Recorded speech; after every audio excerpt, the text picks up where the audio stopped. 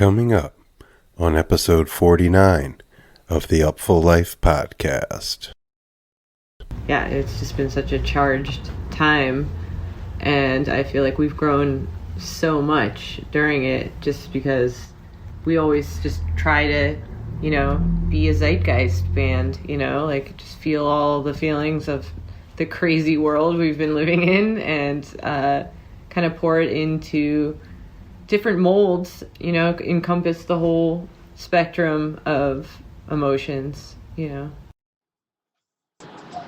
in the middle of Nebraska, it's Up for Life with DJ Begins.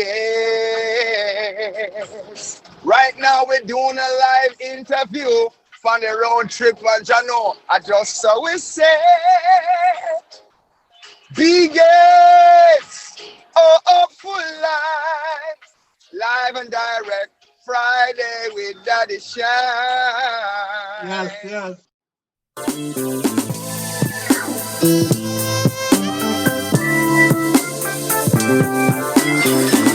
a bozo. Oh, yeah, I thought you had it. You recognize it. I love you very much. Many people like that.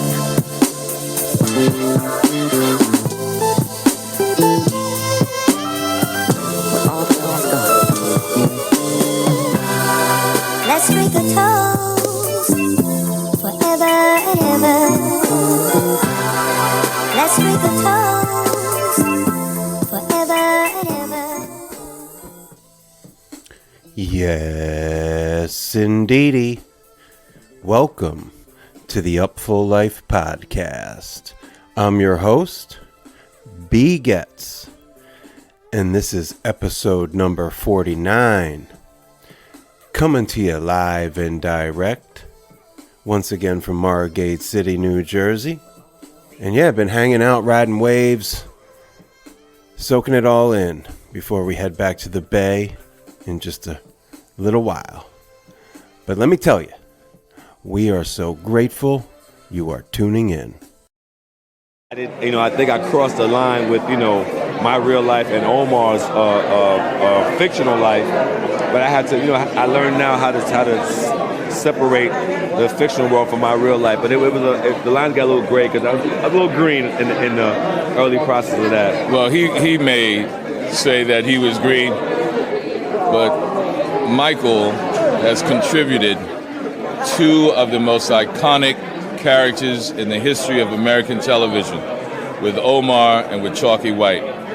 What we are actually getting to witness in his young career, we're going to see a lot more, is like one of the great American actors, giving voice and giving flesh to characters that most people would have never given the same humanity to, of opening a window to a world of men that we pass by or don't know about. It's one of the most innovative portrayals on television in our generation, and it was an honor for me to even share the screen with him. One of the greatest moments I've ever had in my career was the scenes that I did with Michael. He's a very special man, very special artist, and what art is to the community, thoughts are to the individual. It's the place where we reflect on who we are, and he has opened up a window of reflection to people who may pass people on the corner that they would have never given humanity to, that he has made people think twice and give humanity to these men. And that's classic American television history right there, Michael K. Williams.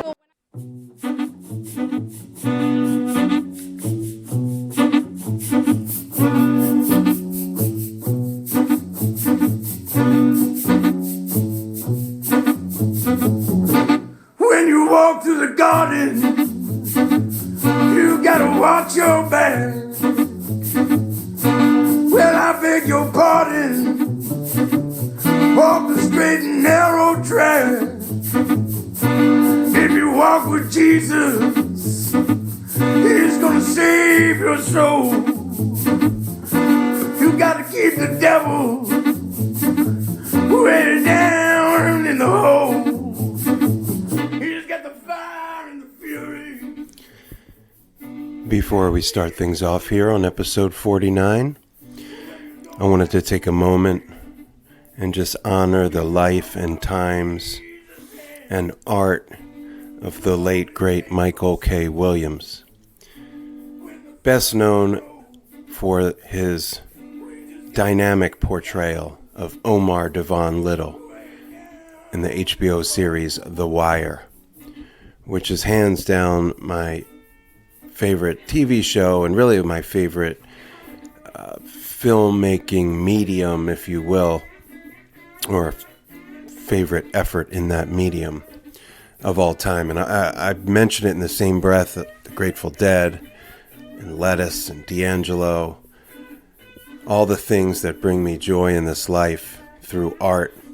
The Wire's right there, though it is a demoralizing and ultimately harrowing depiction of modern American urban decay. It is at once a beautifully human examination of how and why things are the way they are. Just small slivers of humanity. That was best illustrated by the Omar character. And I wanted to just play that snippet, the red carpet interview with Wendell Pierce and Michael K. Williams. Wendell Pierce played Detective William Bunk Moreland, and of all Omar's incredible, breathtaking, thought-provoking, heart-filling, and terrifying scenes, I think the one that resonates most with me is the park bench scene with Bunk. I couldn't help but be particularly crushed that it was the fentanyl dragon once again who slayed a hero to me and to millions and millions of others. From Mac Miller and Prince and Tom Petty to the thousands of everyday people that we know in our own lives who have fallen victim to this similar fate. I mean, the opioid situation was bad enough before fentanyl came on the scene, but now it's just taking so many before their time, and this one really, really stings. And I was talking with Dave from Dopey Podcast. You might remember him from his time on Upful Life Podcast, and he and I feel similarly about The Wire, and we're also both lucky to be alive and escaped that black hole of opiate addiction ourselves. And then to see Michael K. Williams, his life snatched, it stings. And I know I never met him and never knew him, but millions of us felt like we did, whether it was Omar Little or Chalky White or myriad other roles he's played, large and small. Remember, he was like selling bootleg CDs in a Jay-Z video before we ever met Omar. My man's been down. He's a Brooklyn institution representing Flatbush and Brooklyn BK, Brooklawn, Vietnam to the core. I just recently listened to Michael K. Williams on the WTF pod with Mark Maron back in the spring. He was sober and vibrant, offering a humble, salient perspective, and was just brimming with optimism. It's hard to believe it's all over just a couple months later. The Fent Dragon strikes again. And we also, in my own family, experienced a seismic loss recently. And while they're in no way connected, it does bring to light the fragility of life. And that tomorrow is not promised for any of us. And more than anything, humans are flawed beings. I know I sure as hell am. So you just gotta hug your peoples and tell you love them. Better yet, show them often. Even your heroes too. So I'll be keeping Omar Devon Little close to my heart for the rest of my days on this earthly plane. I will acknowledge that West Side hoppers will rest a little easier moving forward. Oh, indeed.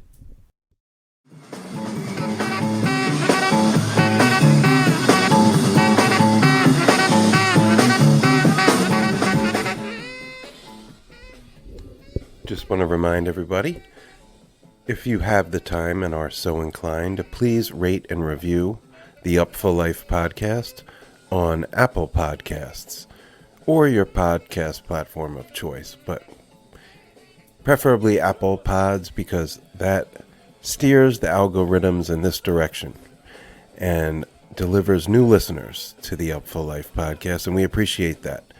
You can also reach me directly. Send an email, b.getz@upfullife.com.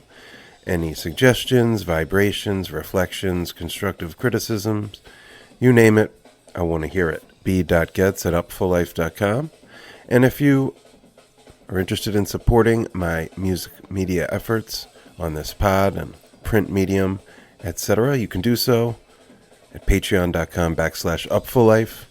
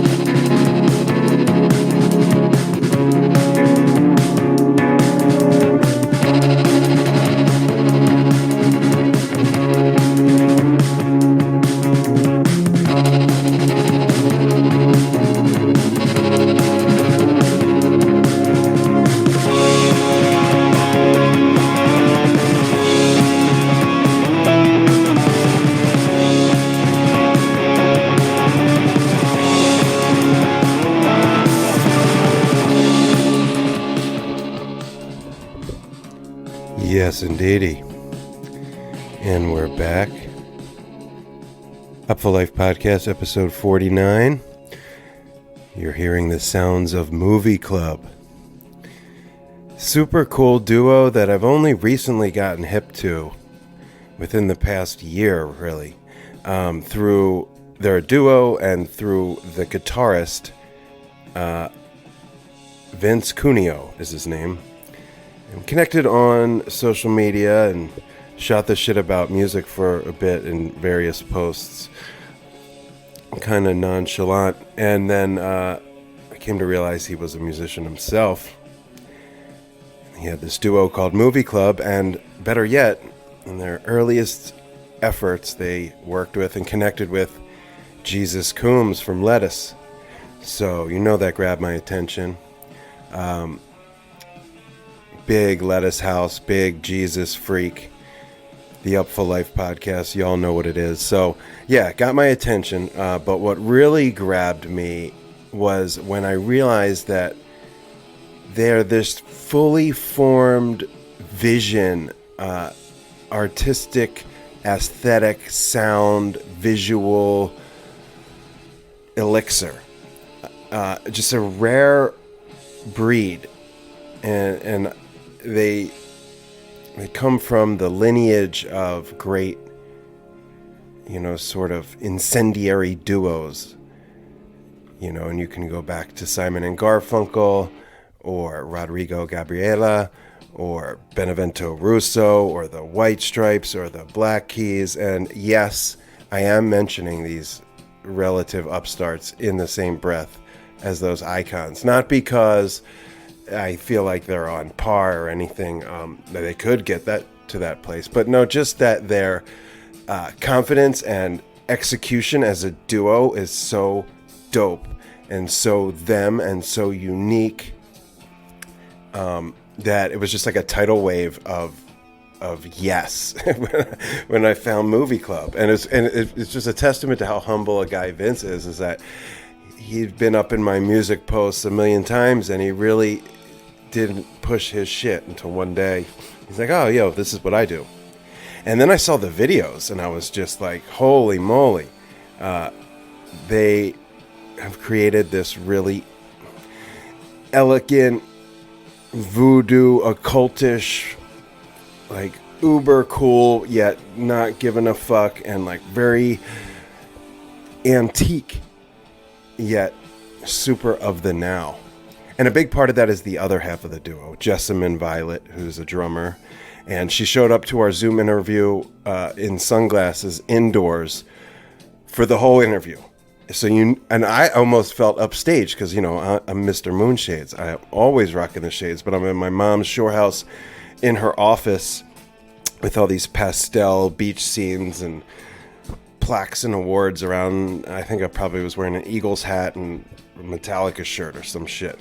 But Jessamine looked so fucking cool just on the Zoom screen.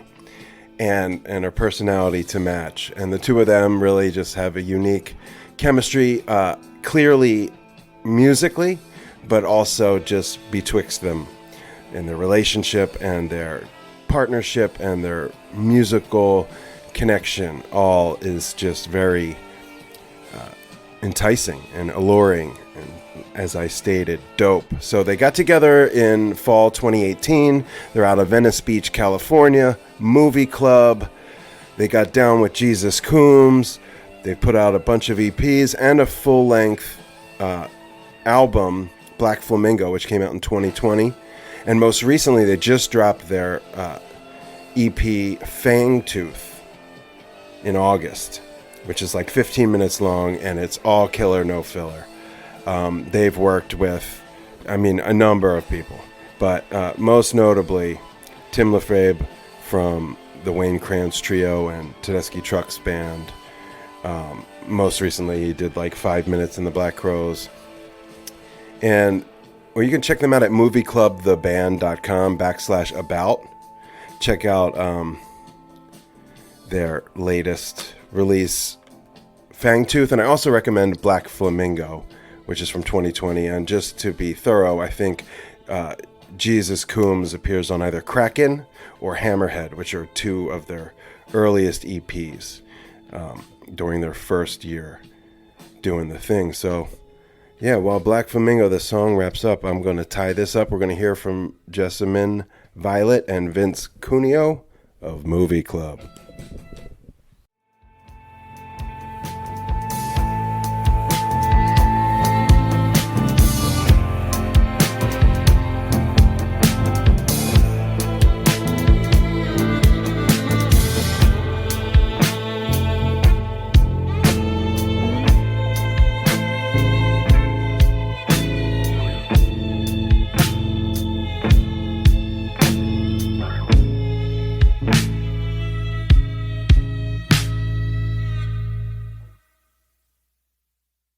All right. It is my honor and privilege to be sitting here with Movie Club, Jessamine and Vince, duo out of Venice, California, that I've gotten hip to relatively recently. So I just wanted to welcome y'all to the Up Full Life podcast. Thank you. Yeah, thanks for having us. So excited to be here. Yeah, it took us a couple tries to get the engine turned over. Yeah. Who knows? Could be Mercury in retrograde or some forces at work. As you can see, I'm here in my mom's office down at the Jersey Shore. So a little far from home for me. This is home, but currently home is the Bay Area, and you guys are down in SoCal. Yeah, we're both East Coast too, though. Oh, is that so? Let's pick that up. Let's start there. Where are y'all originally from? I'm from Boston. I'm from about an hour south of Pittsburgh. Right on, right on. And how long you guys been located down in SoCal? I've been in LA since 2006. I've been here almost 5 years now.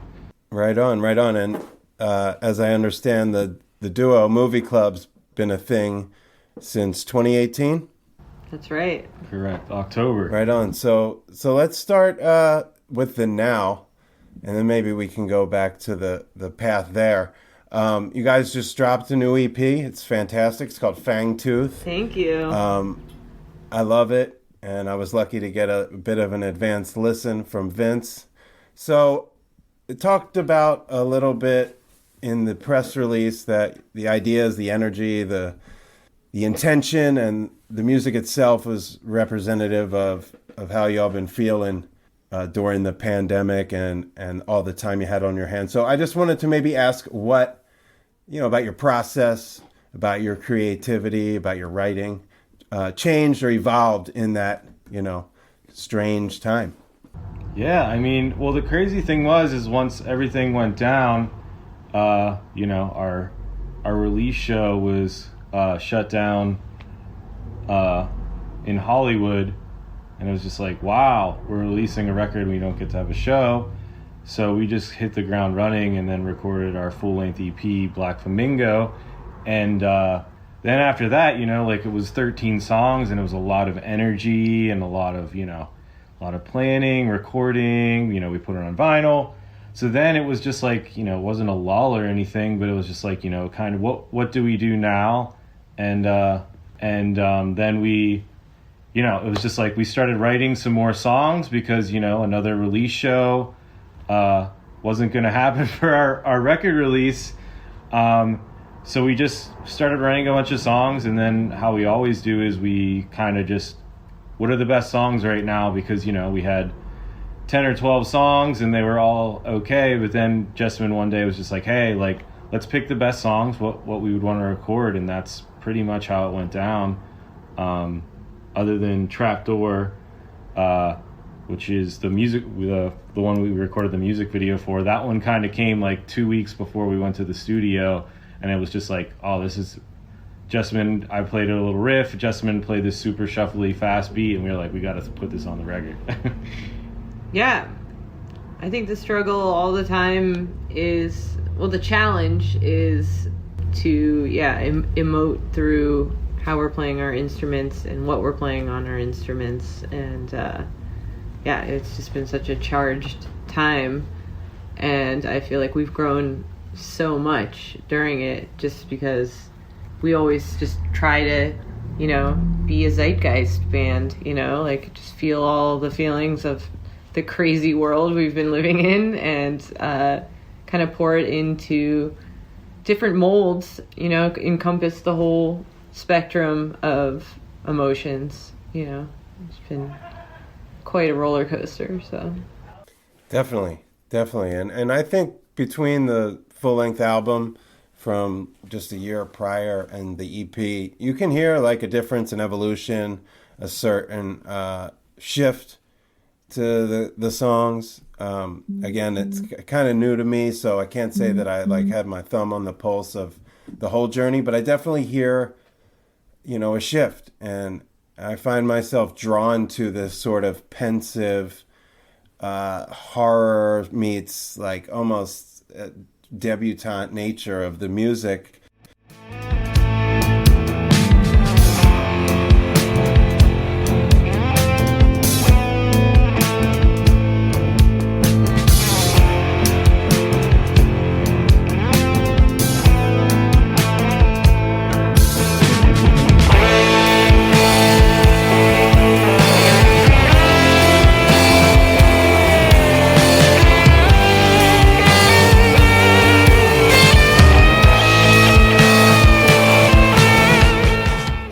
So unique. And again, I felt like when I talked to Vince first about it, I spit out all these it reminds me of this and this and this and this.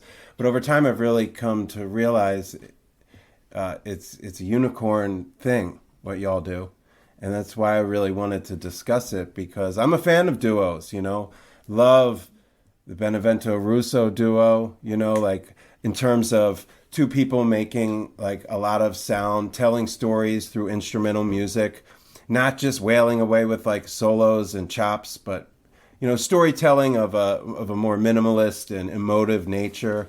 It's a really hard thing to harness, and it's a rare bird. And I feel like you don't sound so much like them, but the intention and the energy and the sort of straddling of virtuoso and indie sensibilities, is akin to one another. So I'm curious.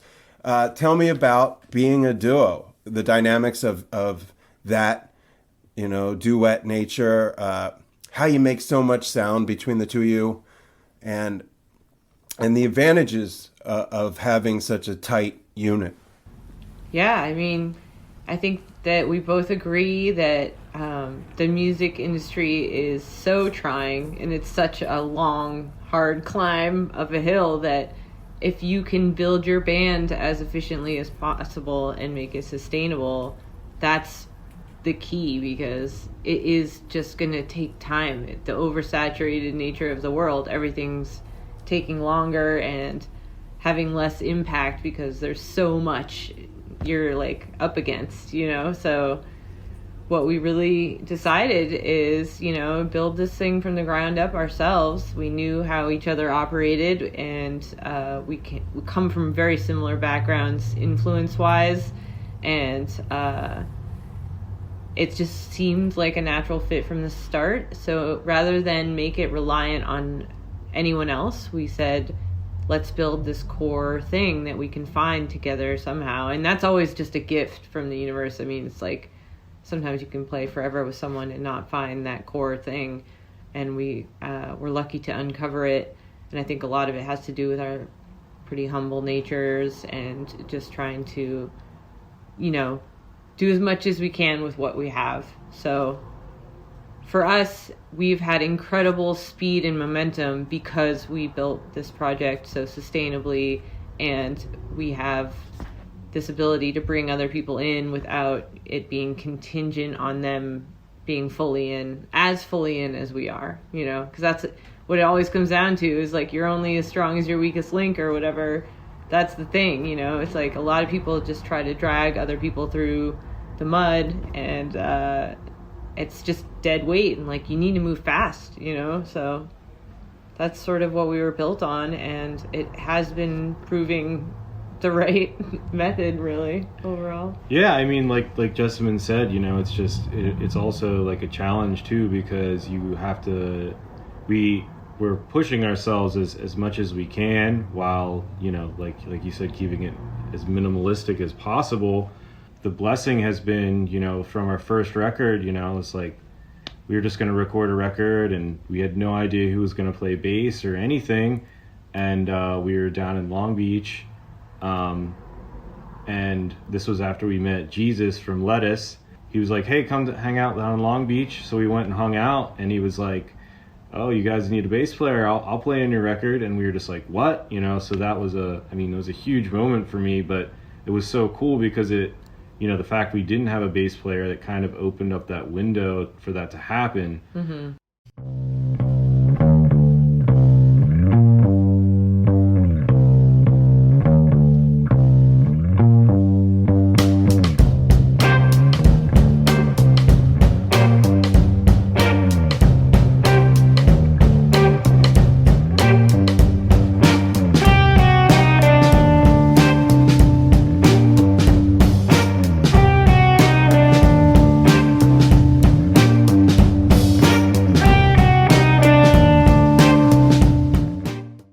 So then we just kind of been building on that. So every time it's like, we have a song and then we're like, who can we bring in the mix? Then we have like our go-to bass player now is Tim LaFave from formerly of Tedeschi Trucks band, played on the last Bowie record.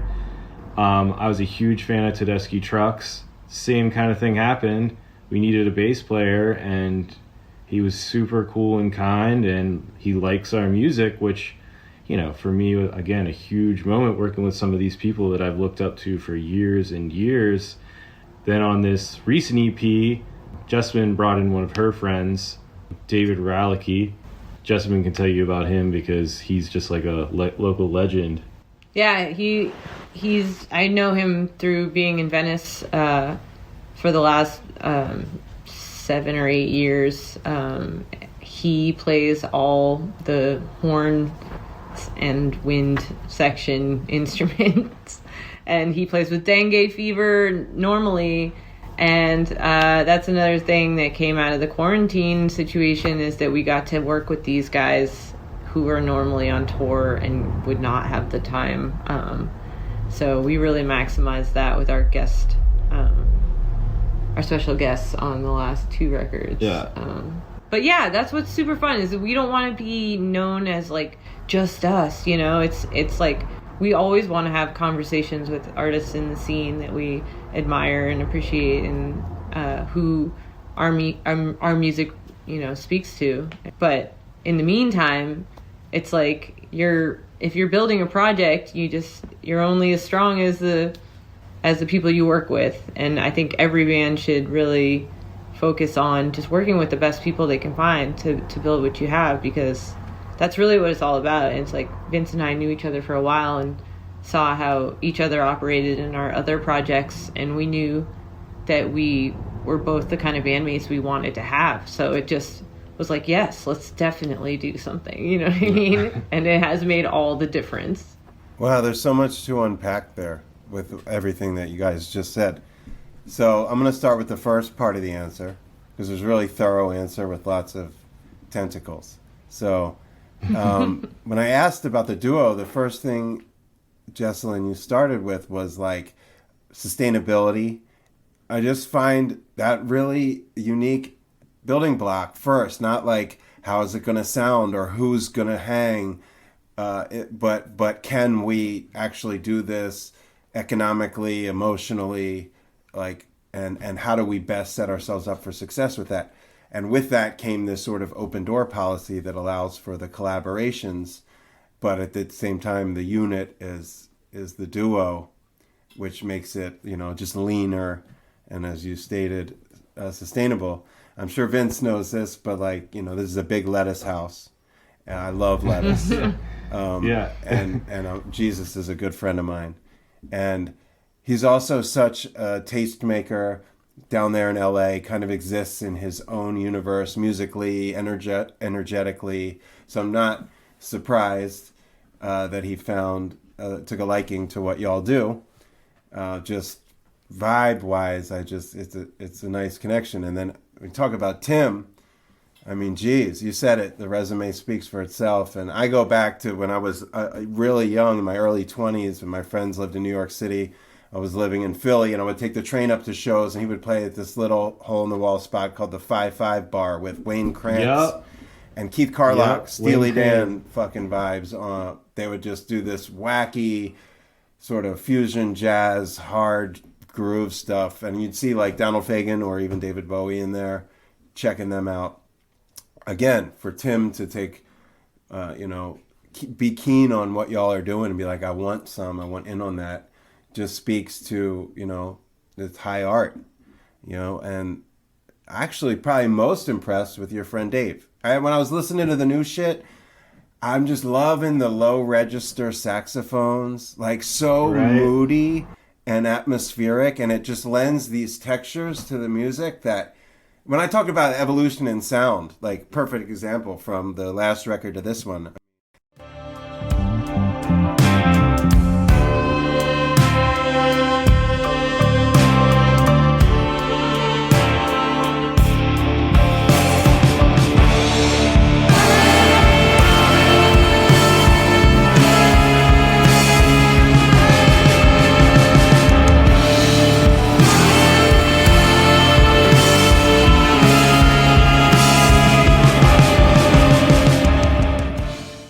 That element completely changes the DNA of the sound, and I love it.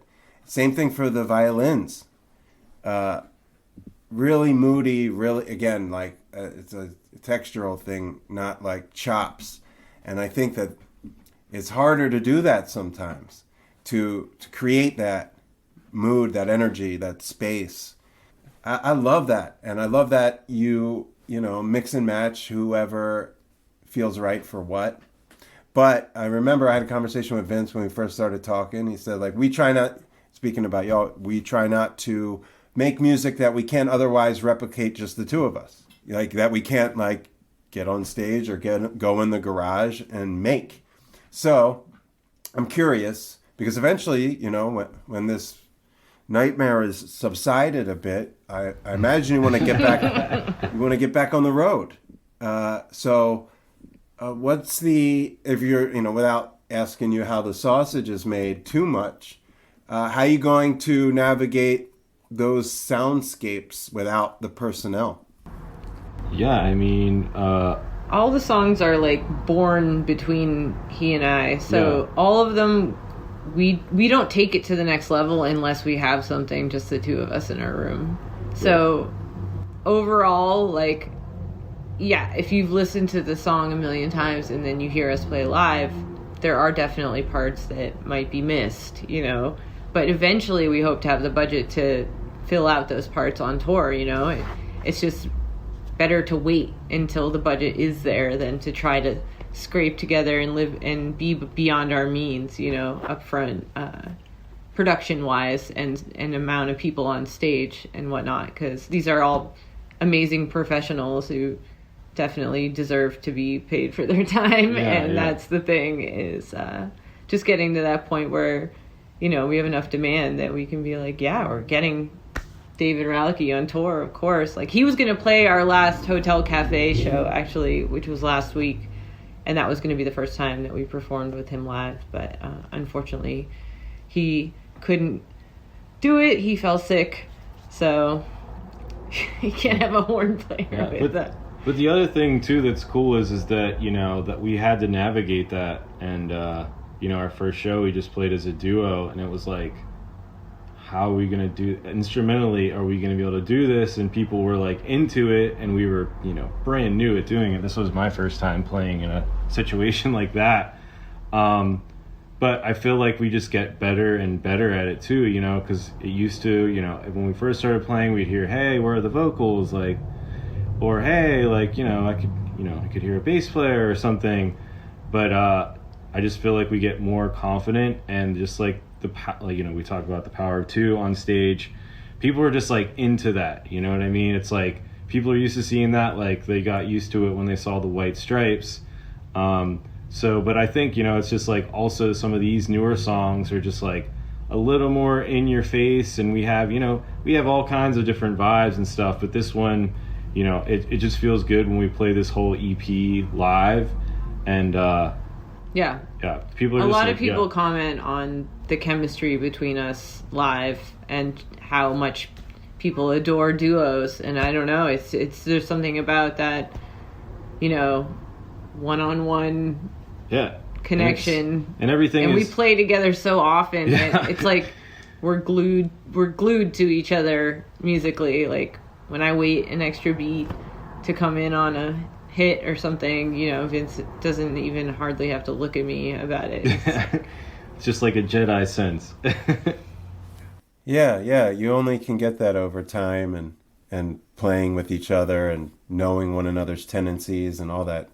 But people, you know, try to attain that for their whole careers and don't. So it is a blessing and a gift to have established that. And I love that about the nature of the duo when you're talking about, like, man, I think back to like Local H when I was a kid. No way! We just revisited that entire album. Is so good. Oh, right on. Oh, man.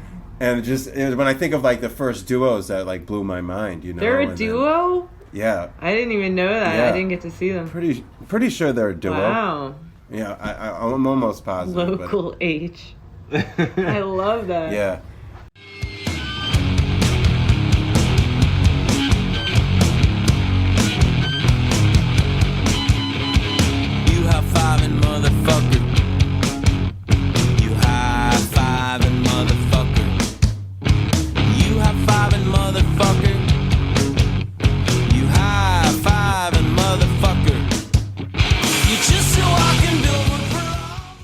It's hard to like kind of really imagine, other than, like I said, with Benevento Russo, like a duo in this sort of like, I don't know, quasi jam festival diaspora where the music is psychedelic and instrumental in nature, yet like recognizable songs and hooks and emotions. And again, instrumental storytelling is hard to accomplish, and that seems to be like your modus operandi.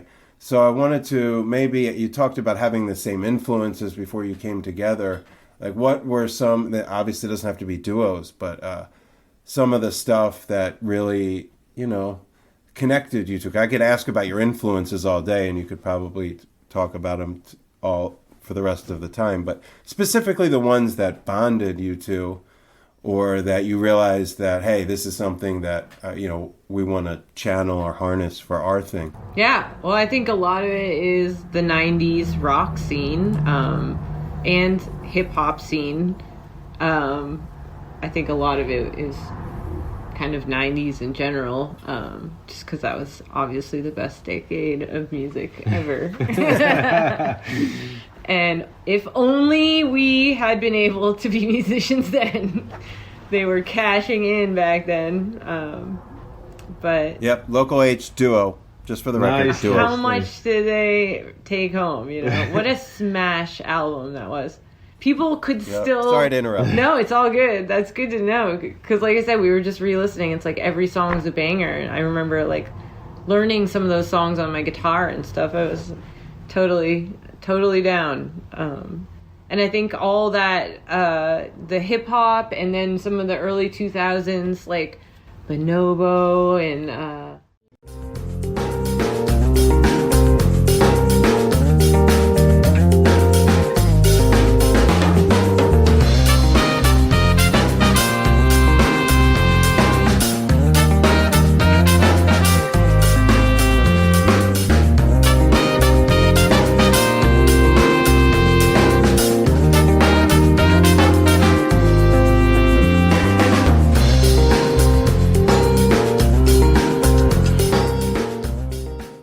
That was the thing, is like, you know, both of us have similar influences and stuff, but one of our big ones that kind of helped us make this decision was Krungbin. Mostly instrumental band, and like, you know, we're just listening to them on the beach all the time, and I'm like, wow, this is really cool. But those guys definitely gave us the confidence to like, hey, I mean, these guys are selling out theaters in LA, and I was just like, it's instrumental for the most part, you know, people are connecting to the instruments. That was a huge one.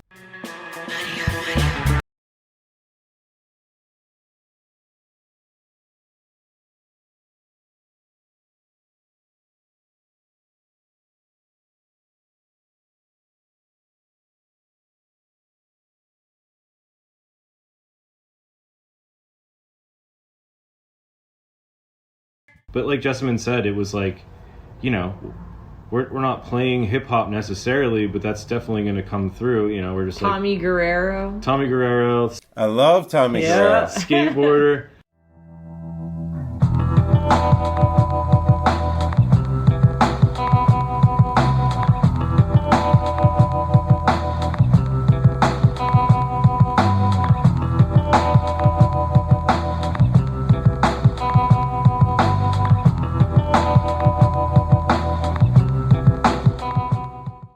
Yeah, we were like, he played in Venice, and we were like, we want to open for you, and but this is like when we fresh started, but yeah, there's just something about instrumental music, and you know, I never want to talk any smack on singers or anything, but for me, I'm just much more centered on the instrumentation that I hear, and anything that's simple too, you know, it's like you said, it's like not super choppy and like trying to show off or anything. We can communicate on very simple melodies and beats.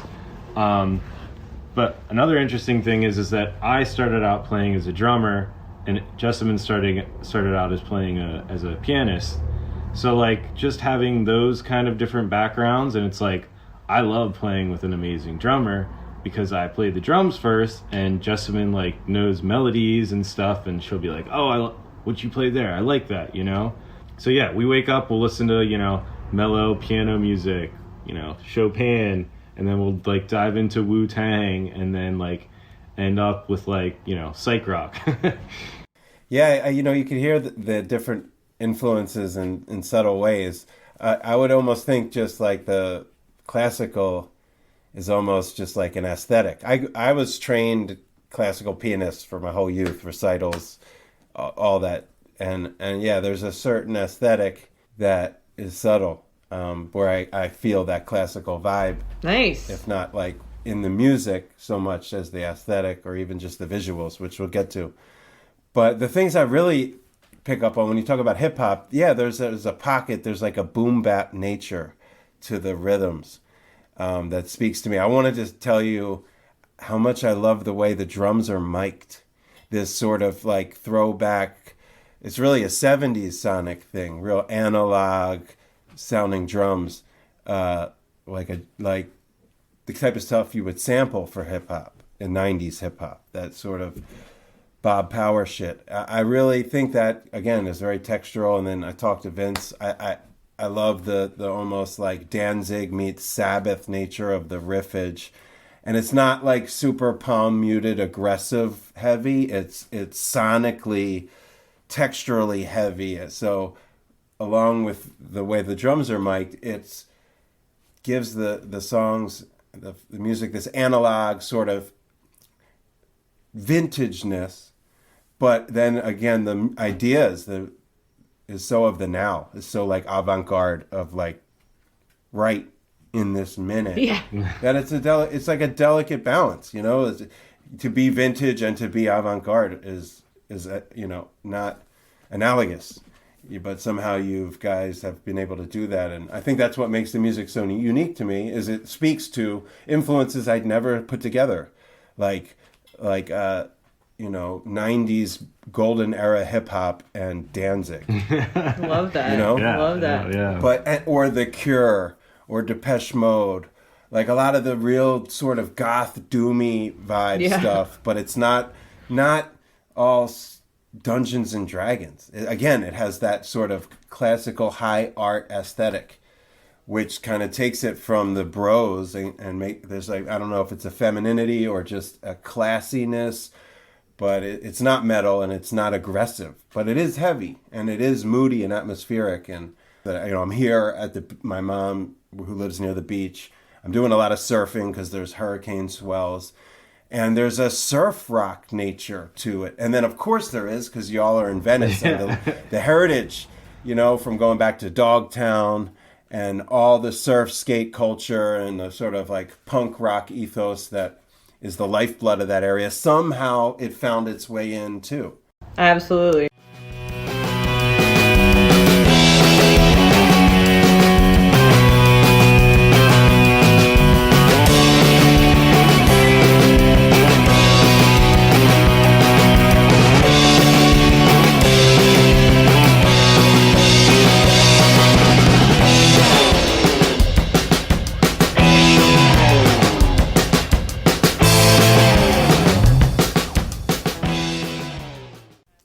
So it's really this homogenized blend of like gumbo that picks from all these different places and you make it your own. And I think that's why I love it so much, because like I said, different disparate influences that, different lunch tables in the cafeteria. Right. In high I school. love that. Totally. It's one of my favorite things anyone's ever said about it. Yeah. Thank you for understanding us so well. Yeah, it's nice. Gumbo. We love New Orleans. We love the God. Yeah. Yeah. Another huge like area of influence for both of us. Same. Yeah. I cut my teeth personally and professionally at Jazz Fest and Carnival and all that. And yeah, let's use that as the leap into the visuals. Okay, so like they say video killed the radio star. I'm of the 90s, right? So videos, MTV was how I found out about the best hip hop on Yo MTV Raps, because I lived in the burbs in Jersey. Yep. And then how did I find my favorite metal? I stayed up till midnight on Saturday nights for Headbangers Ball, 3 hours. And then recorded it on VHS, watched it the whole next week until the next episode. That's what I'm talking about. That was my life. That's what I was, That's what I'm talking about. So I remember the importance of videos, but that also became corny after a while with like Carson Daly and all the bullshit, and then eventually MTV just started, showing like Teen Mom around the clock. We don't need to talk about that. Right, but I'm just saying all that to say, y'all have brought the art and ingenuity and intention back to the video treatment. Thank you. I'm not saying you alone, but I can't recall the last time I watched a video and said like, this enhances, this is like, makes it even better. Usually it's like I could listen to this and or watch the video, whatever. But with these treatments, it really gives the music, more color, more legs, and more imagination. So also I was reading, I think it was like, let me pull it up. It was an article about you guys from this summer from a site I was unfamiliar with. It was called Psychedelic Baby Mag. Yeah. Which I'm all the way in now. I love this thing. Nice. Nice. But y'all got me there, and you're talking about the video in Bombay Beach. Yeah. is like where burners go the other 52 weeks, right? So before I read that, when I'm watching this video and I got the music on in headphones, I'm like looking at the different incarnations of y'all in the video, and I'm like, I feel like these are the people I hang out with at Burning Man. that I stopped to talk to at Burning Man, the way you were dressed and the sort of, psychedelic imagination. But again, that sort of, it's part New Orleans voodoo occult vibe, but it also has this like steampunk thing, and just super cool. So where does that come in? Like, whose ideas is? How do you go about dreaming up, imagining, executing the video treatments? Each video kind of is a combination between a setting, like a location. We really want to base our videos on locations in general, because music videos are otherwise, you're not going to get a lot of plot in there, So it's like, especially with no lyrics, we just want to find a location that matches the vibe of the song and do something playful and creative in that space. And I have a long background in TV and film, worked on shows, movies. I do the editing myself, so I can think from that perspective as well. And really, we just pool ideas. Vince has ideas for style or location or some props, and our videographer that we work with, we've worked with three different ones so far, and they all kind of bring their flavor to it and have their things. What we like to do is find someone who's passionate about the actual place that we're going or the thing that we're doing, so that they want to add their ideas to the mix. And for example, this trapdoor video, Dustin Downing, our videographer, he was like, you guys got to do a shoot at the Salton Sea. And we had never been there before we showed up to shoot the video. So we only saw pictures online, and we saw the aesthetic, the kind of ruined post-apocalyptic kind of doomsday artist thing happening like Burning Man. And we were like, what would be cool is like if we contrasted like fancy-ish outfits with these kind of ruined aesthetics. And then Dustin has this thing about drones, and we talked about maybe bringing balloons in the mix. We had wanted to do something with balloons for a while, and Dustin was like, I've been dying to chase balloons with drones. And then we were like, there it is. And that's what the whole thing came together. And then the idea for the reverse shots, the name Movie Club comes from Vince and I's complete passion for movies. And we had recently rewatched The Rules of Attraction. Do you remember that film? Sure. Yeah, and, it was just one of those films you maybe saw once or twice back when it came out, but they have these amazing reverse shots in it that neither of us had seen anything the likes of before. And so we were like, that would be really cool, actually, do a whole video in reverse. Yeah, I know. Like Justin said, it's a complete collaboration.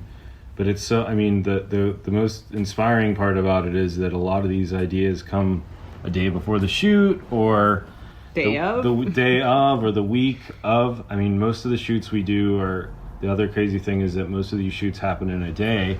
So again, we have to learn how to be efficient and get everything we want and have clear ideas, or somewhat clear ideas, of what we're going to get. Yeah, another one, like our Black Flamingo video, I was like, oh, black and white, like Nosferatu, like super dark vibes. And then for our Moonbow video, it was like, what's the vibe of this video? And then I feel like Jessamine was like, Beastie Boys Sabotage, so it's just like us running around like chasing each other in Venice, in wolf suits, wolf costumes, so. And then it was like, oh, wolf costumes, let's watch some old cartoons. How did the wolves walk? I don't know, it's just really funny because it's super inspiring, because it's just like, like you start with a blank canvas and then you start filling it in, and you know, we have, and it's funny because we have all these ideas and we film them, and sometimes they don't work out, but we have so many different ideas that we get down that we're going to have something. And our songs are so short, and Jessamine, like, I don't know how she gets everything in our videos that is shot, but she's like an editing wizard, and I'm just like, I can't believe you did that in 2 minutes and 45 seconds. Well, nothing was done in... Oh, you're saying in the span Yeah, of in the span of 2 minutes, 45 seconds, Jessamine has a whole movie happen. I love the, I guess it's the backwards shot. I never would have been able to put my finger on the technique, but you know how sometimes when you watch, in essence, a silent film that's scored, an old film? Yeah. And the people just move in this way that's very like purposeful and curt and almost like truncated. Yep. It gives it a really old school, again, the aesthetic, but coupled with instrumental music. So you don't get any verbiage to nudge or sort of like dictate to you anything about the song. You're just getting these visual images and this music.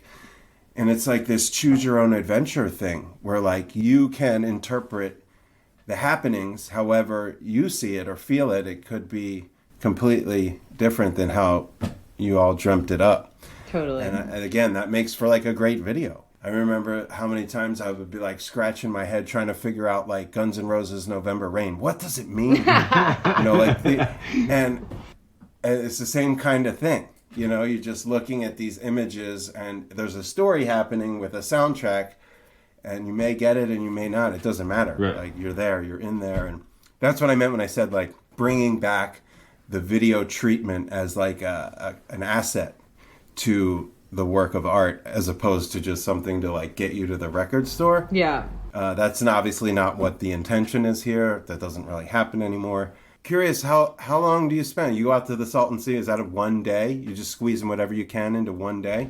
That was us two and our team of 2 videographers, and we showed up at the Airbnb trailer home one evening, and then we shot that evening, went to bed, woke up, shot the entire next day all the way up to like probably 1 or 2 a.m., and then we left the next morning.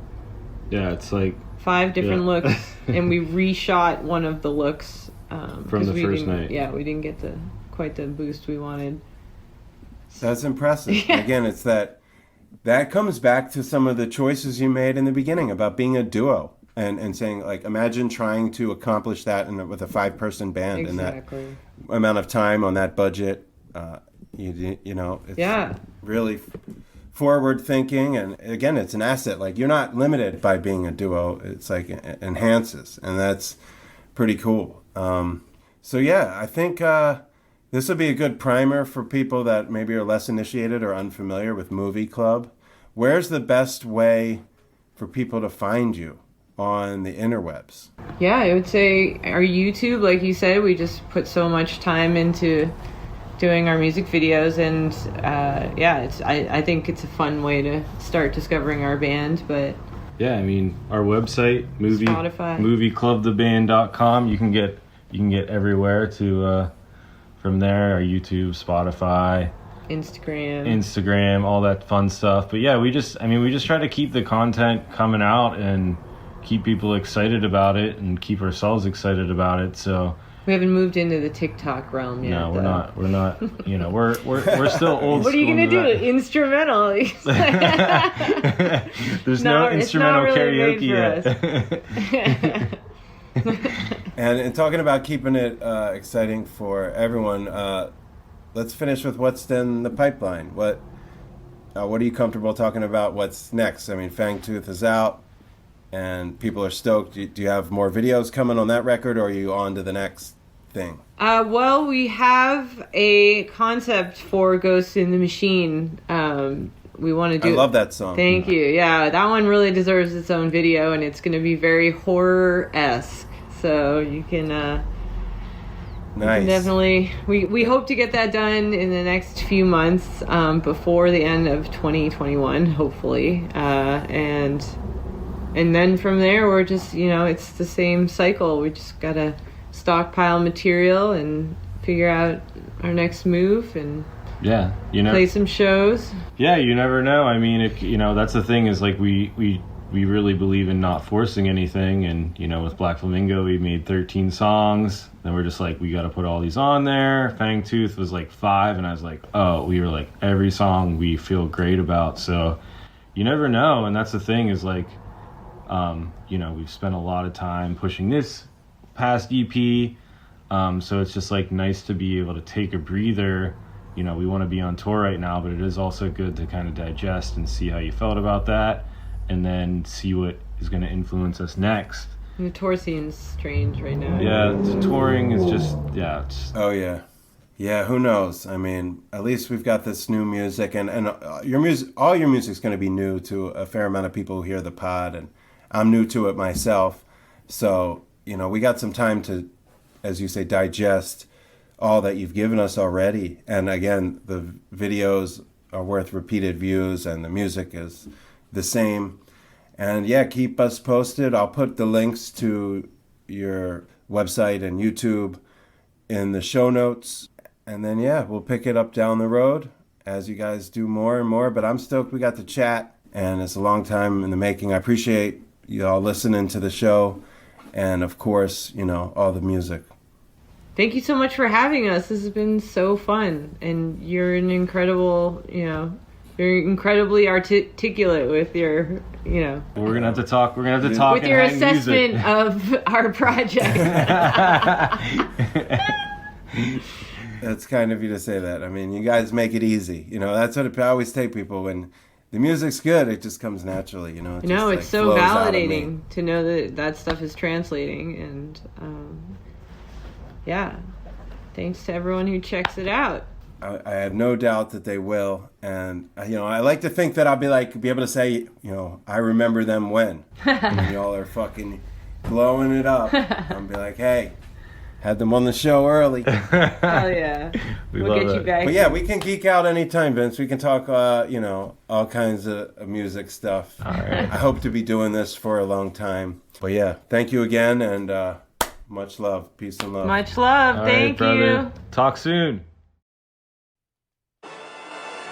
That's the sound of the men working on the chain. Yeah, yeah. That's the sound of the men working on the chain. Yeah.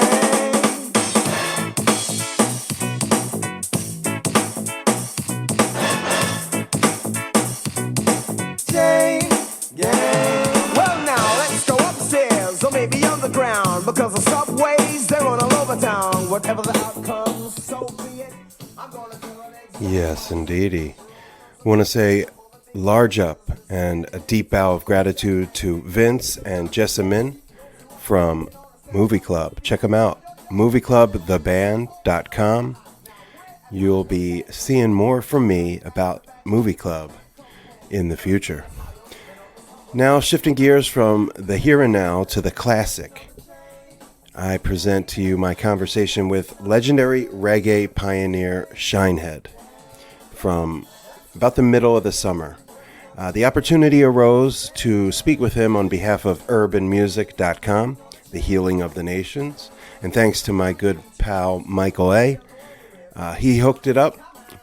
He knows SHINEHEAD from the Jamrock Cruises, and he gave me a chance to speak with somebody who quite literally introduced me to reggae music. SHINEHEAD's iconic career has yielded an incredible, diverse resume of classic cuts, including staples like Jamaican in New York, Cali Weed, Chain Gang, which you're hearing in the background right now, Strive, Golden Touch, and a plethora of others. His 86 LP Rough and Rugged crossed the dance hall with hip-hop. It's a groundbreaking document that holds up 35 years down the road. And SHINEHEAD's catalog is forever juicing sound systems and ghetto blasters across the globe. He's still liveling up the dance hall, and his music is forever streaming out of radios worldwide. With an uncompromising legacy in various genres of black music. I'm talking about hip-hop, reggae, dancehall, R&B, and beyond. The unique musical and vocal styles of SHINEHEAD have etched his name in the annals of music history. And music is one thing that Shinehead will talk about at length. He's a lifer. He picked up the microphone to toast a crowd for the very first time on July 5 of 1982 at a reggae dance block party in the Bronx. Ever since then, he's been a trendsetter. He's a leader, not a follower, though he is indeed steeped in the classics. Most recently, he's interpolated works from the great Stevie Wonder and the late Michael Jackson on Never Had a Dream Come True.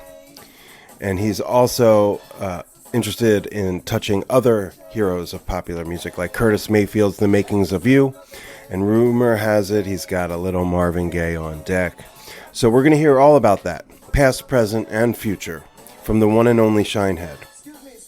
When the opportunity came about for me to speak with such a revered and important cat who's thrived around the world for 3+ decades, it was a no-brainer. So thanks to Michael A. for hooking it up. And it was also a no-brainer that I was going to play the audio from the interview on the podcast, because what you see on Urban Music has been truncated and edited for length and clarity. Plus, I want y'all to hear Shine's voice, his just magical voice that has sung these glorious melodies for so many years. Just hearing him speak to me, say my name, all the above was just an absolute joy, and you can feel his excitement and his zest for life just in this conversation. So, lucky for us, we caught up with him in the car while he was traveling from New York City to LA, and he was actually in Nebraska when we got him on the phone or on Zoom, and he was in a very upful mood, and he was eager to revisit his expansive musical journey. So, yeah, that's what I had to say about Shinehead and the conversation that we shared back in July. And you can find that again, urbanmusic.com, The Healing of the Nations. But now you're going to get the uncut version from the one and only Shinehead on episode 49 of the Upful Life podcast. I'm your host, B. Getz. Yes, indeedy. Cali weed makes me feel fine. Blow up through the chalice to my mind.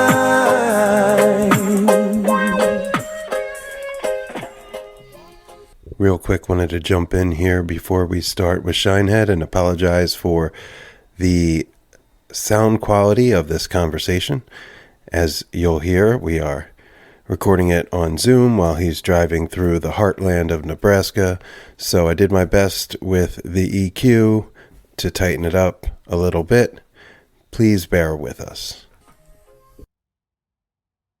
Yeah. So, everything begets a good result. Get it? Yes, I do. And yes, indeed. How you feel, man? I feel great. I feel fantastic today. It's an honor and a privilege to speak with you. You're a legend, and you're somebody whose music's touched millions of lives around the world. So, for life? Yes, sir. Up for life, indeed. Just have to throw that in there. I have to throw that in there. Yeah, so my dear friend Michael, he connected me with you. He's very dearly of you and your wife Diana, so I want to give thanks for connectivity and just bringing people together to talk about, your music, your legacy, and your message. And I thanks. Yes, sir. So maybe we start just with what you got going on now. I've been listening to some of your latest songs. Never Had a Dream Come True, the Curtis Mayfield. So, let's talk about the new music, reaching into yesteryear for classics like you always do. What about those artists, those songs, and those rhythms called you back to voice those records? It was a recalibration of sorts to call on substance to make new original substance. So those musics and many like them, those are our old culture that's being forgotten. Those are musics, some of the many musics of substance. Now they're amongst many musics, some of which have no substance. So I call on substance to also help me make my original substance and stay substantial like those old songs. Any good song from any era. Substance, good substance. Those are my axes. Yes, sir. I love that. And those artists are of substance, as are you. So when we say soul, a lot of thank you. When we say soul, a lot of us are losing it. A lot of us don't got it no more. Not just soul in music, but soul in your life, in your how you deal with people. Some people aren't connected. Some people ain't even connected with themselves. So yeah, you got to reach for something of substance and something of soul, figuratively and literally, but more literally than figuratively, because as you see, technology, selfie, me, everybody done lost their mind and their souls. So I reached back for some real soul, dap me up and straighten me and go forth and make more soul and make my original soul and contribute to the world. Because the music nowadays, for the most part, is either about hot girl, gun, matey, bad mind, or flossing. Now, the rascal you doing flossing in these times, especially as a black person, when you're an endangered species. I mean, you know, priorities is upside left. So I'm going back to soul and substance begets. I begets soul and substance for an upful life. Yes, man. Seen and understood. Yeah, man. All the riddles are aligned. Yes, I appreciate that.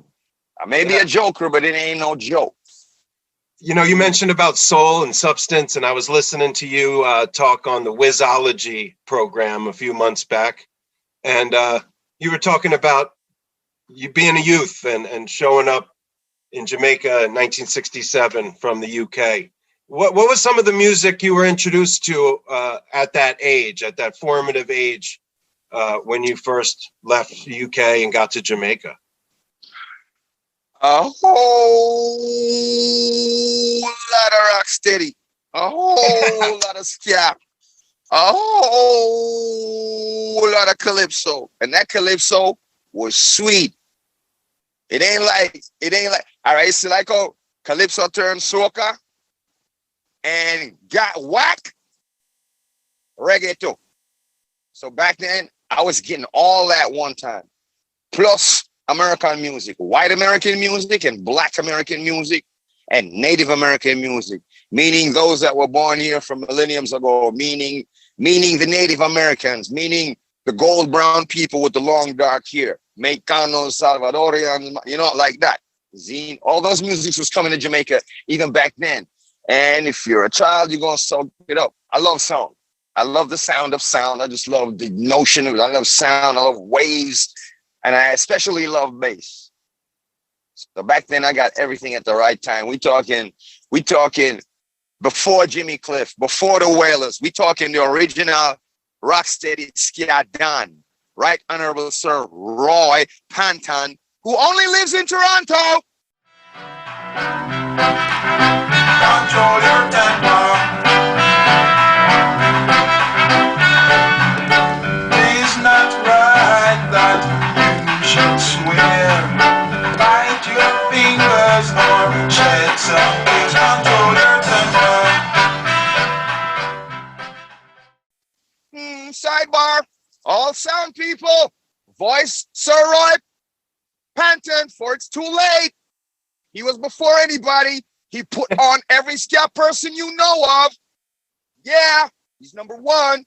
So yeah, like this, me get the whole of that. Me get Roy Panton, me get Lord Nelson, Lord Kitchener, all these people, Roy Shirley. I got them firsthand. It was all seeing because, you know, relatives, cousins, kids across the street. You're going to hear the radio, the little white cricket radio. You listen to cricket on Sabina Park back in the days. Yeah, we're going to tune into all that. It was beautiful. Got all of it. Then fast forward, got New York, 72, then go back 76, Good music was still being made everywhere. Soak up all of that too. But back in Jamaica though, it was always fought against, but it was what I wanted. Reggae music. Yes, I. Reggae music. Yeah, you talk about sound, and I was really intrigued and interested in your finding. I guess it was your uncle introduced you to sound system culture when you were a youth. Uncle Winston from Kingston, thing called Soul King Disco. That's the first time I'm seeing a sound system ever. To the point, Uncle Winston's sound system, when his bass kicked in, red, green, and gold lights came on, Black. Oh yeah. I'm gonna do that on my sound one day. For GP, for homage, you know what I mean? Yeah, put it right up. Yo, what? Yeah, and then I saw some Temptations album, Jackson 5 album, and that got me because the Jackson 5 album was little black boys that looked like me with big old afros, and they're smiling, they're looking like they're having fun. Few of them, and they would look like they say, "Hey, come here, come join us." Look like they moved to me. I'm a kid. I'm gonna run with that. All right, Gets? I'm gonna run with that. Please do. I'm sticking to my script. So yeah. Then went back to the countryside and, in the banana walk, the banana orchard, two older cousins. They talking their teenage business. I'm just a kid, but I want to feel like part of the social group of three. So I just chime in with any old shit. Hey, we can't sing. Get out of here. Okay. Slide some feet back. Boss a big old Jackson 5 note on them. Oh, baby, man, what? Yo, they rolled in the banana trash. You hear me? Yeah. I said they rolled in the banana. That was my first forward. My first forward was in a banana walk. You know that part there. So all who thinks that Shinehead City-fied and Yankee-fied, ain't none of y'all get a forward in a banana walk. Yes, that's great stories, man. Thank you. And I, because we can learn a lot from people like you because you lived it. Yeah, I mean, you're one of the rare people. You got roots in three countries. You're part of UK culture, part of Jamaican culture, part of the birth of hip hop in New York City. So you mentioned you landed in the Bronx. What was happening when young Shinehead touched down in the Bronx, right in the middle of the 70s? Was it still live music, bands and stuff, or was it sound systems? Oh, yeah, but there wasn't no young Shinehead. It was just a little Carl trying to figure this out. Yeah, and the live bands was on before DJing was on and prevalent, and DJing kind of came up after because everybody was about their live band. When I touched down in 72, my cousin dubbed me Carlito, and they had their band in my aunt's basement. I went away and came back in 76. They still got the band going, and there's bands everywhere. And there's street bands that we look up to. I joined a band with my cousin in my auntie's basement. I'm like third string bass man. So if first man and second man don't come that Friday, I get to play. See, you gotta wait your turn, and you gotta earn, burn, learn, and pay dues. You see? And then the DJing started. We used to go down to Roberto Clemente State Park. We used to go down to Roberto Clemente State Park in the Bronx, go work out. And while on your way, there may be a jam in Cedar Park. Yeah. Or there may be a jam crosstown east. And it wasn't called hip hop yet. We just jamming. We just b-boying. We just b-girling. So it didn't have a name yet. And I watch it be. I was one of those who were witnesses, of the birth, of the birth, and was amongst the beginning greats then, the pioneers then, some of who are still alive today, and was privileged enough to rock with some of the pioneers back then, until we changed lanes and went over to Robot of World. People like Cold Crush 4, Church of Rush 3, Busy Bee Starsky. Everybody put the boogie down, Bronx. Let me say, I am. If you was born in New York City, let me say, you know that. Somebody, anybody, help me scream.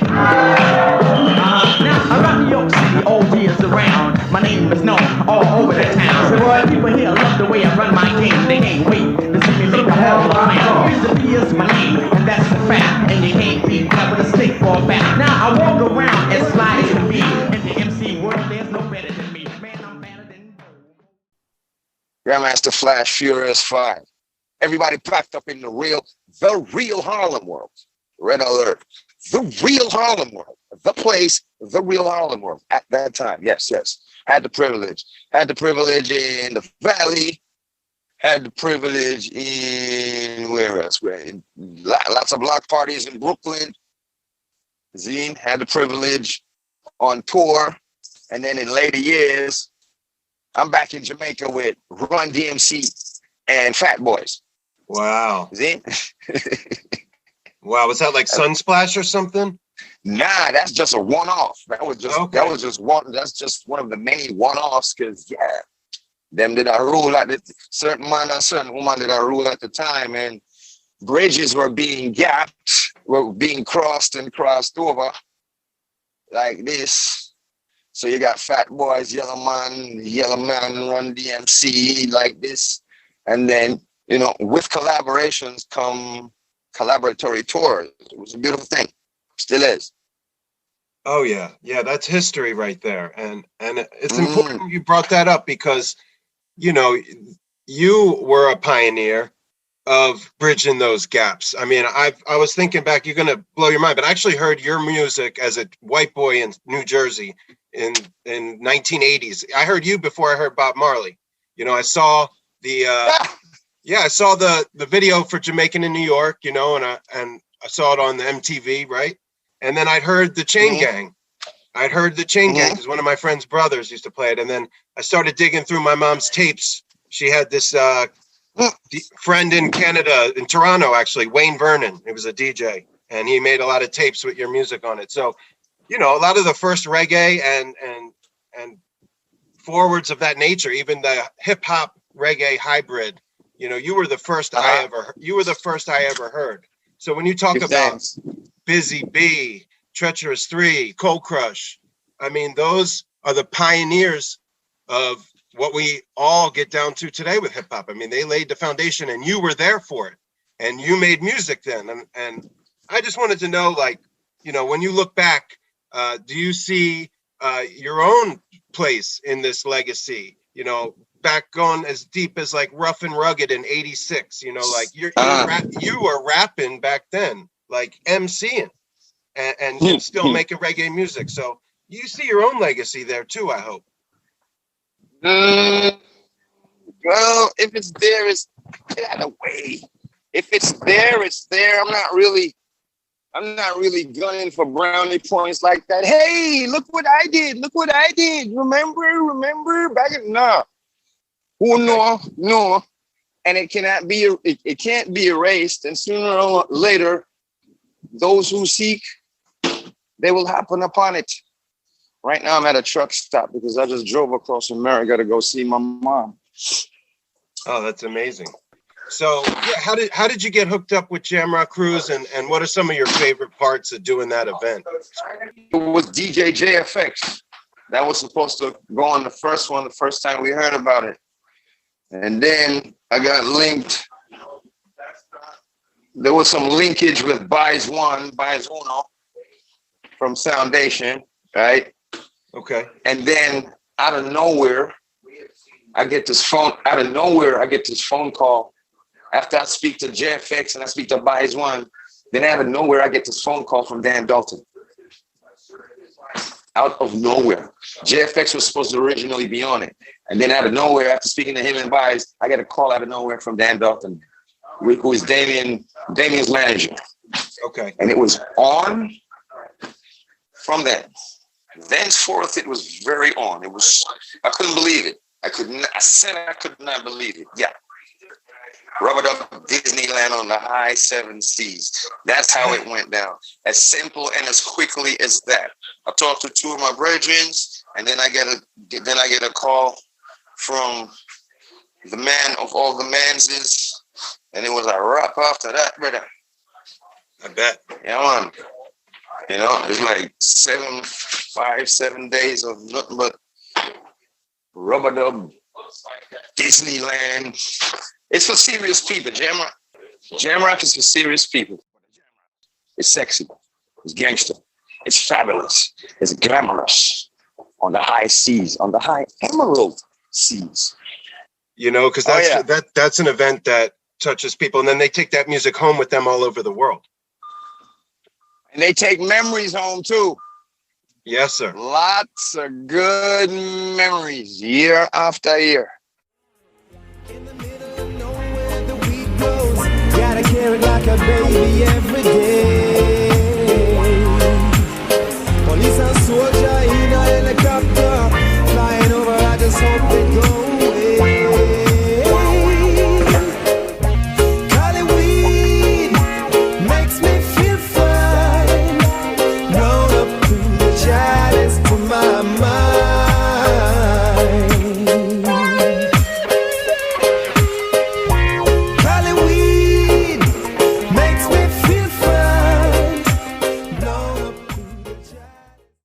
And I love your song Cali Weed, where you use that Cali Weed. Cali Weed, yeah. The Seals and Crofts. It's like Summer Breeze interpolation. Yeah, I love that. Yeah, so I wanted to ask, you know, because you live in the States now, and I see you. We both enjoy the ganja. Well, you see the legalization happening. You see, you know, people making money off of it, corporations and shit. And as somebody who's been a proponent of ganja since before it was cool or legal, what are your thoughts on the legalization of ganja in the U.S.? Everybody that got arrested for it before and put in time, every last incarcerated ganja-related person should be released. Yes, because they paid the price and the sacrifice for something that was deemed so bad and so wrong, but really corporations and governments and powers that be just didn't find a way to tax it yet. So until they found a way to make money from it, it was bad. Now, all who were persecuted for such should be released and given reparations. Everybody who got locked up and was persecuted and did time and whether they were just consumers or merchants. Now it's good because you found a way how to make money. So now it's okay. Now does not make it okay. All who get locked up forget retro everything. And that's not just what I feel. Is that not logic? Reparations. Is that not logic? This is not emotion here. Logic override. Reparations for all who get locked up, whether you was hustling or you just a smoker. Energy's got to be balanced. So if those people aren't taken care of, this newfound ganja business is going to go down. Now, it may sound like I'm the new Dick Gregory talking hocus pocus shit, but let me tell you something. There's a thing called energies, and it got to be balanced. And if you don't balance it, it will balance itself for you. And you don't want it to balance itself.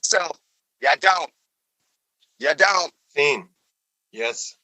I've been on the wrong side of that equation. Yeah, put all energies in its right place, and you will be infinitely prosperous and profiteering. So, like Anthony Red Rose would say, can't say I never did a warn you. Oh, Lord, me tell you. Oh. Those are some fiery words that people need to hear, and from your lips to jaw ears, you know, balance and energy. I mean, that's logic and that's karma. So Gets. Seen and overstood. Yo, check this out. I seen me do some foolishness and some shaggy one fine day, and I seen me pay for it later on that same fine day. So yeah, like I did some dumbness, and by the end of the day, I was at Tony Screw's house, and then it got dark, and then I'm riding in the dark, and all of a sudden I'm airborne, and I'm tumbling down steps on the bicycle. Wow. So I did some dumb shit that I had to pay for. Right. Yeah. Every action has a reaction. All right, my boy. See that? I ain't got to tell you. You already know. Indeed. Yeah, that's wise words. And I appreciate you taking it there, man. And speaking of, you mentioned on the Wizology show that you're gonna voice some Marvin Gaye, I hear. Is that something we can tell our readers about? Yeah, man. Yeah, for sure. 2 joints I'm clapping.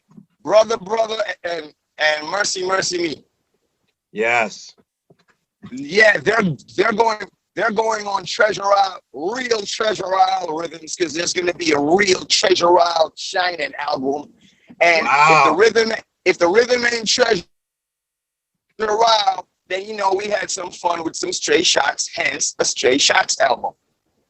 Because when you're doing one thing, now you're fun, but you're also a commitment. So we want to go have some fun. So we went and had some fun on some other joints that's not Treasure Isle, not oldies and classics. Yeah, so we got that off. We piled it up. That one in the Stray Shots album. So it's 2. Yeah, I'm just so grateful to talk to you on the road in Nebraska, driving, giving us the gems from inside.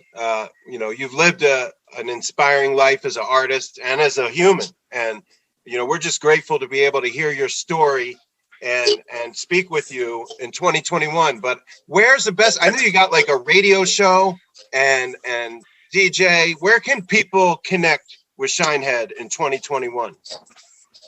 You can find Shinehead, Butterfly, and Kingston 12 Hi-Fi at kingston12hifi.com. The stations we play on are Unique out of London, Silk Radio out of London, Buzz, Passion Radio, Skyline, Reggae Global Radio owned by legendary Ed Robinson, and of course, Nice Up Radio on the Northwest Coast. Big up to Mark Nice Up and the crew. Yeah. Mm-hmm. Yes, D over there in UK. Mikey Coos. Yeah. Word. We hear you, and the enthusiasm has not dulled over the years. You're still fired up. We love to see it. And I'm excited to hear about this Treasure Isle flavor. I mean, the people need the medicine, man, and yes, we appreciate it. Yes, I. And again, such an honor to speak with you. I want to thank Flair for getting us together, and your wife Diana for putting us all together, and Michael A. Yes. Everybody. Acclaim Promotions. I have to big up the boss ladies. Acclaim Promotions, DJ One Papa Load Butterfly. Yeah, man, you have to big up big bro Michael Allegretto, because I'm about to go to San Diego in a minute. Yeah. Yeah, man. He's check excited. it out. Yes. There it is. Voila. Look, watch it. Watch this now. Listen this. Right in the middle of Nebraska, it's Up for Life with DJ Biggest. Right now we're doing a live interview from the road trip on Jano. I just saw it say, Biggest, Up for Life, live and direct, Friday with Daddy Shine. Yes. Going, back to Cali weed. Willow. Hold on, man. It's a pleasure, man. Yes, the pleasure was mine, sir. Thank you for the. Yes, sir. You're welcome. Give thanks. Y'all take care. Ja guys. I'm out. Yes, sir. Up for Life. Peace. You can see it when I walk. I'm a Jamaican in New York.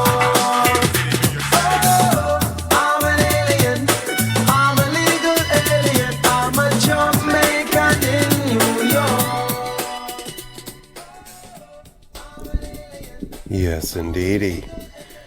Whew.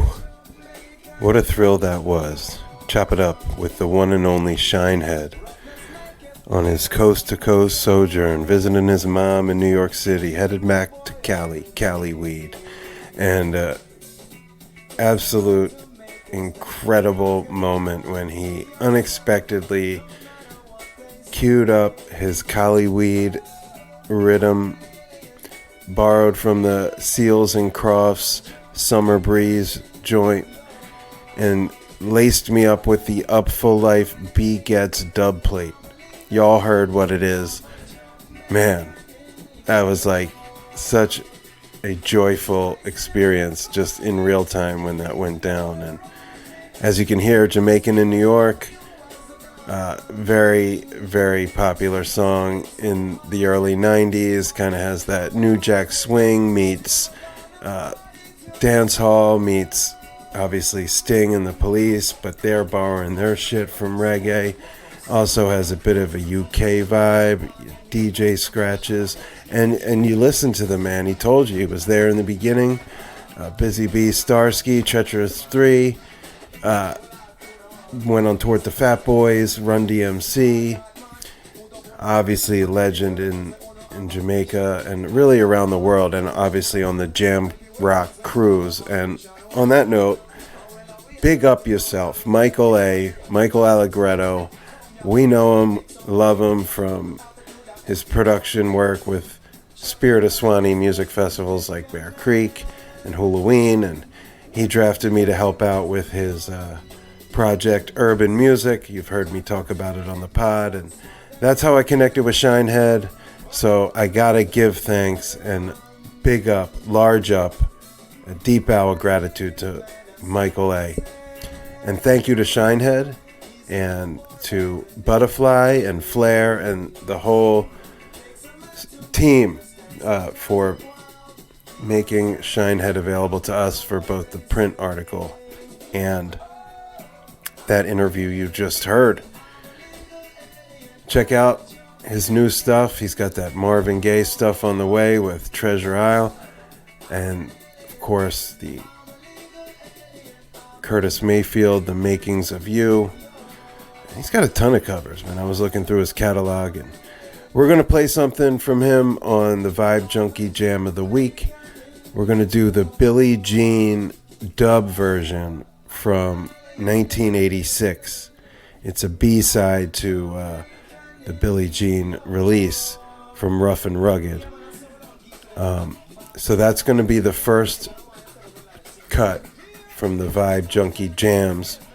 And I shouldn't say of the week because it ain't weekly, but sometimes it's a slip of the tongue there. So we got 3 Vibe Junkie Jams going down. Billie Jean from Shinehead, 1986, a dub version. Then we're going to come with Ghost in the Machine by Movie Club. You heard from Movie Club on the front end of this podcast. You heard Jessamine mention Ghost in the Machine, how it deserved its own video, and you're going to hear why, because it's a really tremendous psychedelic, ethereal, atmospheric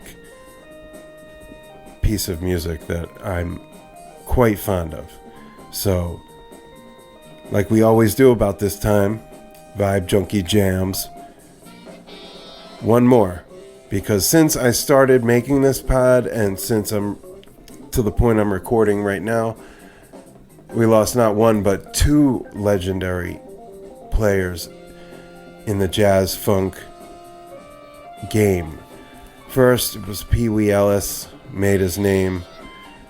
He's a crucial member of the JBs on tenor saxophone. We got to see him play at Bear Creek as an artist at large, thanks to Paul Levine.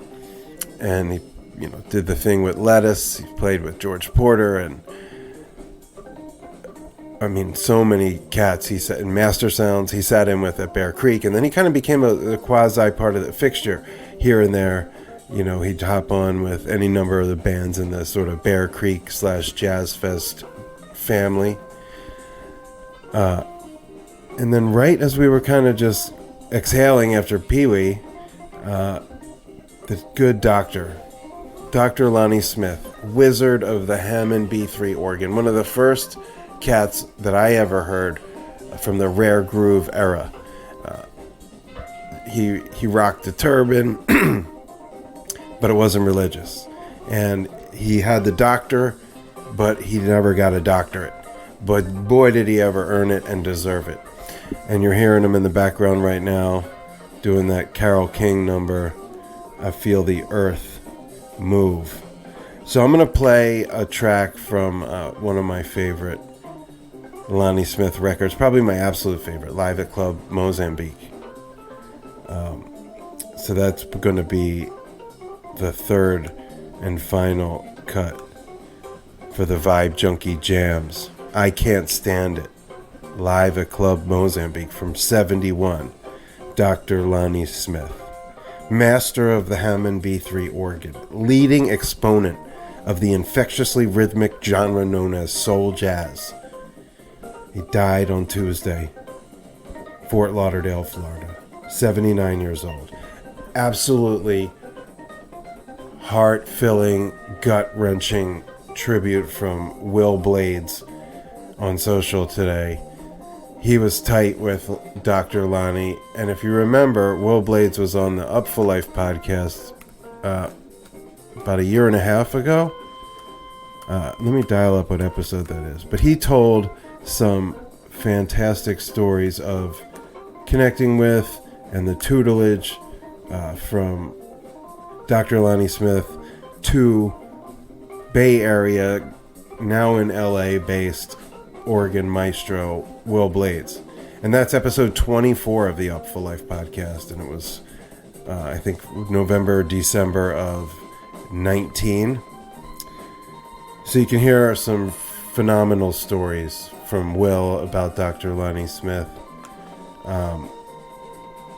He had this long white beard. He always wore this turban. And he carried himself with this panache and a humble sort of dignity that then he sat down at the organ and would just unleash a torrent of energy and emotion and color and storytelling. And as Will stated, he could just play one note, but there would be so much emotion and intention behind that note. And then, of course, he played many notes. And he also skipped many notes. And lots of good stuff in between. So I'm going to send it off and send him up with his flowers. I Can't Stand It, live at Club Mozambique from 71. And that'll do it for episode 49 of the Up for Life podcast. I'm your host, B. Getz. Goodbye, God bless, and we'll see you next time.